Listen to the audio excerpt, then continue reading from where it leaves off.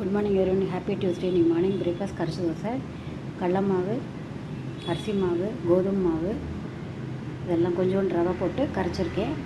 கோதுமை மாவு கூட மற்றதெல்லாம் ஒரு ஸ்பூன் போட்டேன். அப்புறம் அதில் உப்பு போட்டு ஒரு கொத்தமல்லி, கருவேப்பிலை, பெருங்காயம் போட்டு வெங்காயம் கட் பண்ணி போட்டுட்டு தோசை வாக்கன்ருக்கேன்.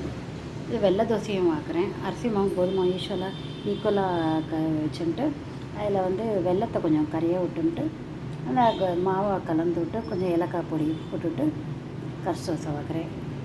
எக்ஸ்ட்ராவும் வச்சுருக்கேன், தேவைப்பட்டு நான் மாற்றலாம் வாத்துன்ருக்கேன்.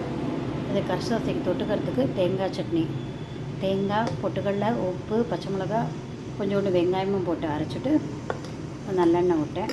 சூப்பராக டேஸ்ட்டாக இருக்கும். கரைச்சி தோசை, சால்ட்டு தோசை ரெடி ஆகிடுது. கரைச்சி தோசையோட தேங்காய் சட்னி தொட்டும் சாப்பிட்டு நம்ம இதில் பண்ணி பார்த்துட்டு கமெண்ட் பண்ணுங்கள், சப்ஸ்கிரைப் பண்ணுங்கள்.